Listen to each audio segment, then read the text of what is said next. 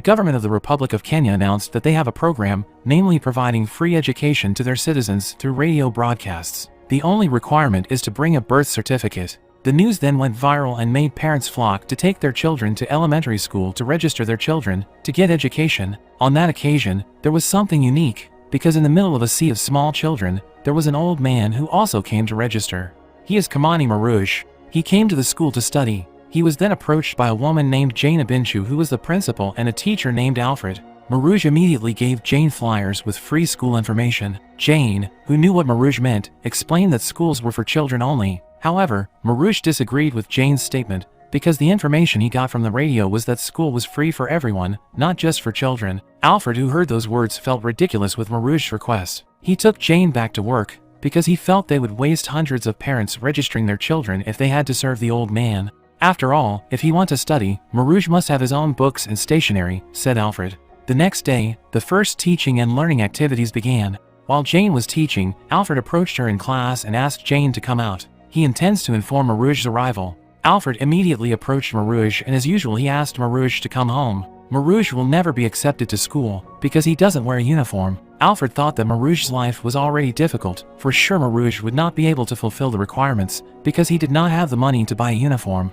At that time, Jane approached Maruge with discomfort, asking why an old person like Maruge was so eager to go to school. Maruge told her if he wanted to learn to read. Jane, who knew that, was eager to help him. However, Jane could not do anything, because they teach too many students. Being rejected many times keeps Maruge from getting discouraged. He was determined to meet those requirements. He then went somewhere to buy clothes with the money from selling his chickens. Then when at home, he sewed himself to make a school uniform and cleaned his shoes to make them look proper and acceptable at the school. The next day, he was ready to go to school fully dressed and with his stationery. However, when he arrived at the school gate, he was approached by Alfred and Jane. Jane didn't expect that Maruge was so serious about going to school. Jane is impressed with his efforts and decides to take Maruge in. Even though Alfred had warned her, there would be problems for her if she accepted Maruge. But Jane still doesn't care about the risk, because she feels she is the principal of the school. She accepted Maruge happily, because Jane is known as a very good person and she really cares about education. Even when her husband, Charles, asked her to stop, she refused, because she feels the country really needs her to educate the life of the nation. While in class, Maruge was laughed at by the kids there, because he looked weird. The old Maruge still attended elementary school. However, Maruge was not embarrassed. He was very confident in greeting the other children and said that he would study with them. The first lesson begins. However, because it was the first time in his life going to school, he couldn't hold a pencil properly. Jane, who knew about that, immediately taught him. With that lesson, Maruge was very happy, because he could follow his lessons well. When it was time to go home from school, while on the way home, Maruge was noticed from a distance by one of the students' parents named Kamau. All he knows is that Maruge also attends the same school as his son. He didn't seem to accept it because old people also attended school. At the same time, Maruge was also ridiculed by his peers, because they saw the old Maruge still wearing his uniform and going to school. Arriving home, Maruge also repeated the lessons he learned at school. However, he was shocked by a kick at his door telling him not to come to school, because school is for children. The next day, the next lesson begins. The lesson made it difficult for Maruge and he couldn't focus on his studies. He was also asked to come forward. However, due to his hearing impairment, he didn't even pay attention to what Jane asked him to do. On that day, Alfred did a neatness check on the students. When it was Maruge's turn, it was noticed that his pencil was dull, so Alfred asked him to sharpen it first. When he was about to sharpen his pencil, suddenly Maruge became confused because he remembered his past. When he calmed down, Jane was forced to tell him that it would be better if Maruge was not at school, because she was worried that the same thing would happen again in the future. Jane also asked about the bracelet that Maruge was wearing. Unsuspected by her, it turns out that Maruge is one of the rebels against British colonialism. In the past, they fought to liberate the land of Kenya, which was colonized by the British. Those arrested were then tortured and forced to revoke their oath to protect Kenyan soil. Maruge was even tortured once with a sharp pencil stuck in his ear. On another day, Maruge, who incidentally is a grandfather, was able to tell other children a story, thus creating excitement among them. However, that made Alfred feel that what Maruge did would become a problem in the future. Day by day, Maruge is doing well at school. In fact, people on the radio have started talking about a grandpa who is still in school. During lunch break, a student named Kamau got into a fight with another student. Seeing this, Maruge came to him and beat Kamau to teach him a lesson. The commotion made the teachers panic and immediately stopped Maruge. At the same time, a member of the school council named Capruto came to the school and was angry at the commotion, not only because of the fight, but also because he heard the news that there was an old man who was a student at his school. Capruto is furious and asks Jane to kick Maruge out, then transfer him to an adult school. However, Jane tries to convince Capruto by telling him that Maruge is one of the war veterans, and Jane asks him to give Maruge a chance. Capruto even talked about tribal issues, that indeed before independence, Kenya was divided into two. The Maruge tribe is a tribe that chose to fight for independence, but the Capruto tribe is a tribe loyal to the British. Hearing this made Maruge angry and also took issue with Capruto, who came from a tribe that had no contribution whatsoever to Kenya's independence, apart from fawning over the British colonialism. Jane became angry, because according to her, a situation that was already independent should not have any ethnic differences. There is only one Kenya. Jane even thought that Maruge might not really be fighting the British, because if he did he would be dead already. And at that time Maruge told her that he had a family. He had a wife and 2 children who were killed in front of his eyes by the British. The debate finally stopped there. Jane still wants to help Maruge, finally deciding to meet the Minister of Education with the hope that she can teach Maruge the school there. She tries to convince the minister's mother. However, her efforts were still unsuccessful. The minister thinks that this school opportunity is only for children, so that they become useful people for the country of Kenya. This news Jane conveys to Maruge.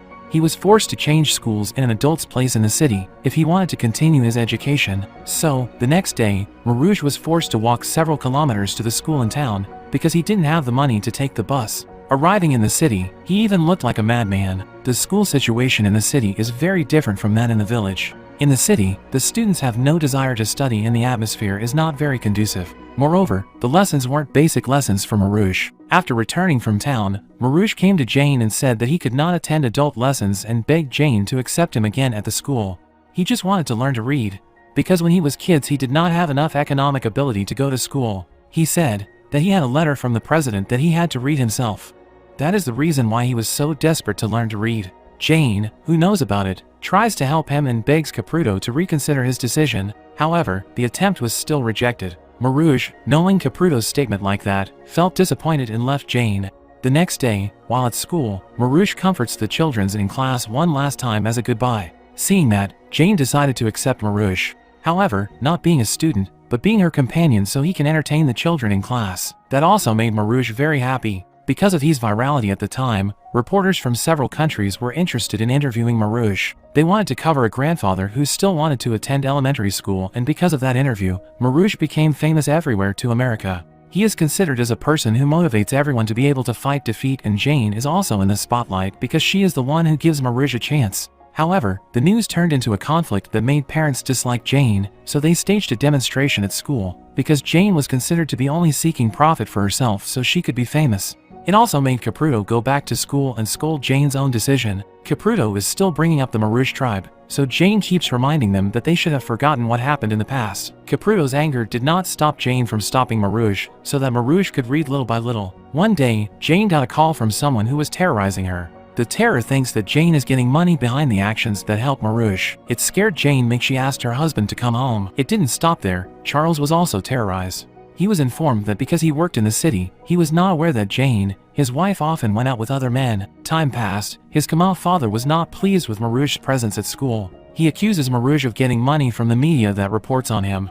He shamelessly asked for Maruge's share. Because Maruge refused, Kamal's father also invited people to attack the school to harm him. So that one day, Jane's school was attacked. However, for Maruge, who is a former veteran, confronting and expelling people who make noise is easy for him. Meanwhile, Kamal, who was once cynical about Maruge, now becomes interested with him. When Kamal was taught an interesting way to remember how to write numbers that until now he couldn't write them correctly, Maruge motivated him that he could become a good student someday.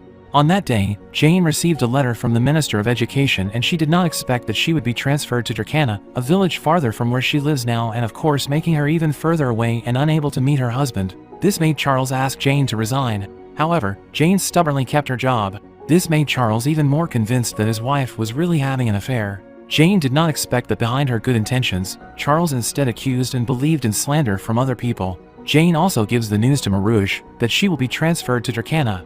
Maruge, knowing this, wanted to go with her, but Jane refused because she didn't want any new problems to happen to him later. Jane thanks Maruge and asks him to come to school tomorrow for her farewell. The next day, farewell was held. The farewell made her student saddened by the departure of Jane, and her student gave a farewell gift to their beloved teacher. But Maruge didn't want to come to school that day. Instead, he only watches the farewell from a distance. The following day, Capruto announced that he would bring in a new principal named Grace to replace Jane. However, it made the students and teachers unhappy with the decision. And that's right, on the day of Grace's arrival, the parents of the students greeted her with joy. However, not with the students. They were not happy. They even locked the school fence and threw stones at it. This made Grace leave the school, because she did not want to teach naughty children. It's different with Maruge. He keeps his pet goat as provision for taking the bus so he can go to the city to meet with the Minister of Education and also the President to fight for his rights. Arriving there, Maruge, who didn't want to wait long, immediately decided to go straight in to meet the President in the middle of the receptionist's carelessness. The figure of Maruge, who was already famous, was easily recognized by them.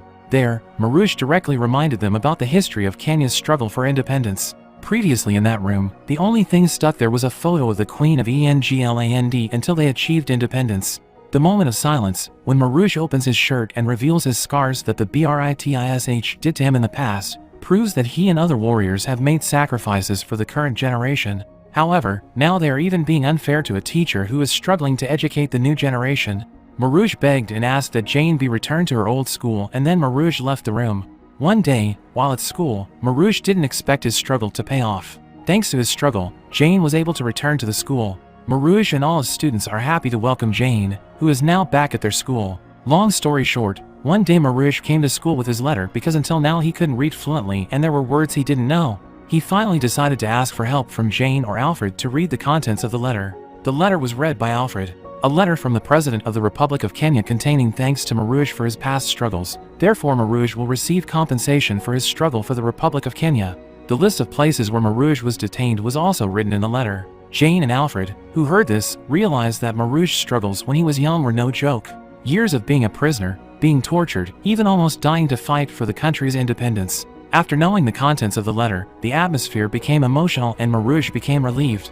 Maruge's efforts to get an education became the talk of the world. He holds the record for being the oldest person to have just started elementary school. He was even invited by the United Nations to give a speech to international leaders regarding the importance of education, because Maruge really inspires a new generation to go to school at an early age. Learning at an old age with cognitive abilities that begin to decline is not an easy matter.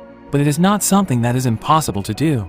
Don't give up even though maybe at a young age we don't get the opportunity to enjoy education like other people. Do not feel embarrassed because it is considered too late to start learning.